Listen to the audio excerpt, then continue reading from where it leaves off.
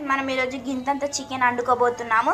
దీంట్లో కావాల్సిన పదార్థాలు ఉప్పు, పసుపు, ధనియాల పొడి, అల్లం వెల్లుల్లి పేస్ట్, కారము, కొంచెం చికెన్ మసాలా ఇందులో యాడ్ చేసి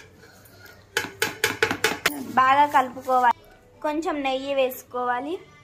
ఇలా మిక్స్ చేస్తూ ఉండాలి. ఇలా బాగా మిక్స్ చేసుకున్న తర్వాత మూత పెట్టుకొని ఇలా పక్కకు జరపాలి. ఇప్పుడు పొయ్యి వెలిగించుకొని ఒక కడాయి పెట్టుకోవాలి. కడాయిలో తగినంత నూనె పోసుకోవాలి. ఇప్పుడు దీంట్లో మనము మసాలా దినుసులు యాడ్ చేసుకుంటూ ఉండాలి. 2 లవంగాలు, 2 ఇలాచీలు,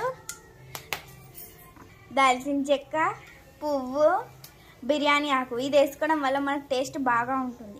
ఇప్పుడు మనం ఇందులోకి కట్ చేసిన ఉల్లిగడ్డ యాడ్ చేసుకోవాలి.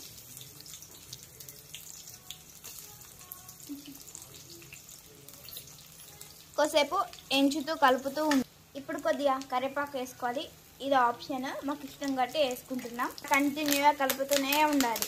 ఇలా బ్రౌన్ అయ్యాక ఇప్పుడు మనం గింతంత చికెన్ యాడ్ చేసుకోవాలి.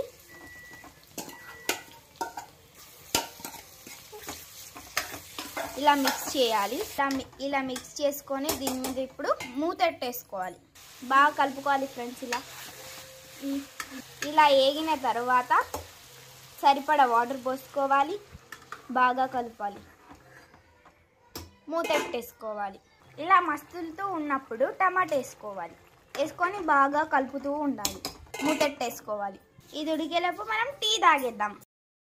ఓపెన్ చేసి చూద్దాం ఫ్రెండ్స్. వావ్! ఇప్పుడు కొత్తిమీర వేసేసుకోవాలి. ఒక 2 మినిట్స్ తర్వాత ఇది ఫైనల్ లుక్. కలర్ అయితే బాగా వచ్చింది. స్మెల్ అయితే గుమ్మలాడిపోతుంది. ఇప్పుడు పొయ్యి ఆఫ్ చేసుకోవాలి ఫ్రెండ్స్.